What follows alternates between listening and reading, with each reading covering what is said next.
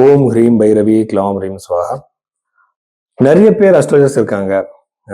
சனி பத்தி, செவ்வாய் பத்தி 1 or 2 hours பேசுற மாதிரி இருக்காங்க. ஆனா ஒரு உண்மையான ஜோதிடர் எப்படின்னா, நீங்க ஒரு பர்த் டீட்டெயில்ஸ் கொடுக்கும்போது உங்க ஜாதகம் பார்த்து உங்க பாஸ்ட்ல நடந்திருக்கிற சில ஈவெண்ட்ஸ் அவர் சொல்லணும். எதுக்குன்னா, பாஸ்ட் சொல்றவர் உங்க ஃபியூச்சர் கூட சொல்லுவாங்க. இது ஃபர்ஸ்ட் லாஜிக். ரெண்டாவது இந்த 2-3 ஈவெண்ட்ஸ் அவர் சொல்லணும். எப்படின்னா, நீங்க நல்லவர் இந்த மாதிரி ஒரு ஜென்ரலா சொல்றது இல்லை. பர்டிகுலர் ஈவெண்ட் இந்த டைம் பீரியட்ல நடந்து இருக்குன்னு சொல்லணும். நீங்க அவர் ஏதாவது படிச்சிருக்கலாம், எந்த அஸ்ட்ராலஜி சிஸ்டம் ஆனாலும் கூட அவர் யூஸ் பண்ணிட்டு இருக்கலாம். ஆனா அவர் பாசிட்டிவ் ஈவெண்ட் சொல்லிதான் ஆகணும். அதுக்கப்புறம் நீங்க கொடுத்திருக்கிற அந்த டேட் ஆஃப் பர்த் வச்சு அங்க இருக்கிற லக்னம் என்னன்னு ஃபர்ஸ்ட் கண்டுபிடிக்கணும். நிறைய பேர் நீங்க கொடுத்திருக்கிற டேட் ஆஃப் பர்த்தை வச்சு சொல்றாங்க. இதுக்கு நம்ம ஒரே ராசியில எத்தனை பேர் பிறந்திருப்பாங்க, ஒரே டேட்ல எத்தனை பேர் இருப்பாங்க, இந்த நியூமராலஜி, இந்த டாரட் கார்டு, இந்த ராசி மேல சொல்ற ஒரு இவெண்ட் சொல்றது. ஸோ அதனால நிறைய பேர் கேட்பாங்க, சார் நீங்க எப்படி ஜோதிடம் பார்ப்பீங்கன்னு. நான் ஃபர்ஸ்ட் பாசிட்டிவ் இவெண்ட்ஸ் சொல்லி லக்னத்தை கண்டுபிடிச்சு அவர் ஃபர்ஸ்ட்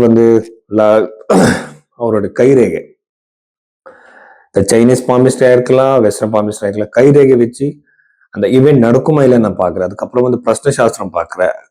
பிரஷ்ன சாஸ்திரத்துக்கு அப்புறம் எல்லாமே சிந்தசைஸ் பண்ணி ஒரு ஈவெண்ட் நடக்குமா இல்லையான்னு கண்டுபிடிக்கிறதுக்காக நான் நிறைய டீட்டெயில லேயர் பை லேயர் பாக்குறேன்.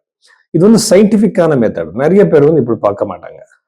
ஸோ அந்த அந்த ராசி பத்தி ஒரு 1 hour 2 hours பேசுவாங்க. ஸோ அதெல்லாம் இதுக்குன்னா யாராவது ஒரு கிளைண்ட் நமக்கு வந்திருக்காருன்னா அவருக்கு ஃபியூச்சர்ல நடக்கிற சில விஷயங்கள் பத்தி அவருக்கு 100% நாம கிளியரா சொல்லணும். அதுக்கப்புறம் ரெமெடிஸ் கொடுக்கும்போது புரோத் பராசர ஒரு சாஸ்திரத்தில் இருக்கிற ரெமெடிஸ் தான் கொடுக்கணும். எதுக்குன்னா அங்க ரொம்ப சிம்பிளான ரெமெடிஸ் இருக்கு. பெருசான பூஜை, ஜெம் ஸ்டோன்ஸ், இந்த கருங்குழி மாலா, இந்த ருத்ராட்சி எல்லாமே இல்லை. தானம், மந்திர ஜபம் தான் இருக்கு.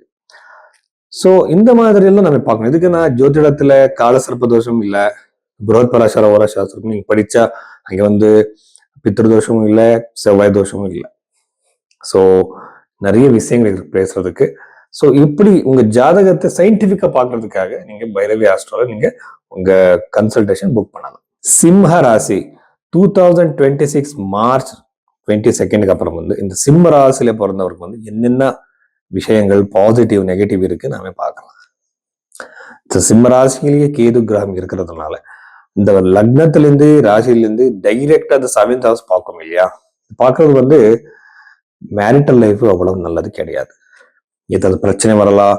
சின்ன சின்ன விஷயத்து பிரச்சனை பெரிய வரைக்கும் போயிடும், கோட் வரைக்கும் போயிடும். நிறைய பார்த்திருக்கேன் நான்.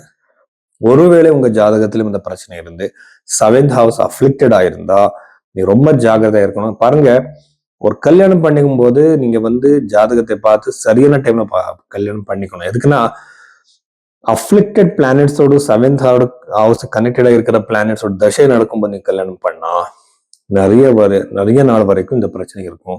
என்ன வேணாலும் நடக்கலாம், ஜாகிரதையா இருங்க. அதுக்கப்புறம் நான் யூஸ்வலா ஸ்ட்ரெஸ் பண்றது சயின்டிபிக் மேட்ச் மேக்கிங். இங்க நான் பொருத்தம் பார்க்க மாட்டேன். இந்த 2 பேரோட சைக்கலாஜிக்கல் மேட்ச் மேக்கிங் எப்படி இருக்கு, அவரோட ஆயுள் எவ்வளவு இருக்கு. எதுக்குன்னா அல்பாயு, மத்தியாயு, தீர்காயு, பூர்ணாயுன்னு சொல்லுவாங்க. இந்த ஆயுள்ல எந்த கேட்டகரியில விழும் அதுக்கப்புறம் இந்த ஹெல்த் எப்படி இருக்கு, இது எல்லாமே நான் அஸ்ட்ராலஜிக்கலா பாக்குறேன். அதுக்கப்புறம் அவர் சொல்றேன் நீங்க முடிவு எடுத்துக்கோங்க. இந்த சயின்டிபிக்கா பார்த்தா நம்ம இந்த மேரேஜை சேவ் பண்ண முடியும்.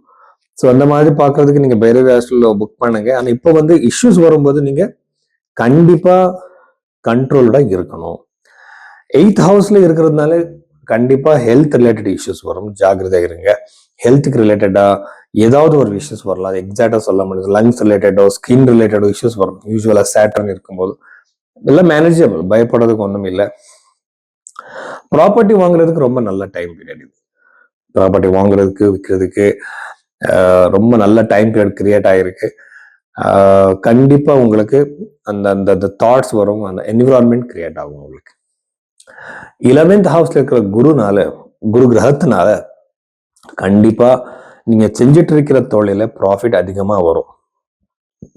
இந்த டைம் பீரியட் நீங்க பிசினஸ் பண்ணிட்டு இருக்கலாம், ஏதாவது ஒரு புரோக்கரேஜ் மாதிரி பண்ணிட்டு இருக்கலாம், நீங்களே ஒரு சின்ன கம்பெனியை நடந்துட்டு இருக்கலாம். அந்த இந்த டைம் பீரியட்ல எஸ்பெஷலி உங்களுக்கு கண்டிப்பா சக்சஸ், ஃபைனான்சியல் ஃப்ளோ அதிகமாக இருக்கும். ஸோ அது சரியாக நீங்கள் யூஸ் பண்ணிக்கணும். அது அதிகமாக்குறதுக்காக என்னென்ன முயற்சி பண்ணணும் அதை பற்றி நீங்கள் யோசிங்க. ஸோ நெக்ஸ்ட் வந்து பூர்வீக சொத்து கிடைக்கிற சான்சஸ் எல்லாமே இருக்கு. ரொம்ப நல்ல ஒரு ப்ரோக்ரஸ் இருக்கு சிம்மராசில பொறுத்தவரைக்கு. ஸோ எக்ஸப்ட் இந்த மேரிட்டல் இஷ்யூஸ் எல்லா விஷயத்துமே நல்லாவே இருக்கு.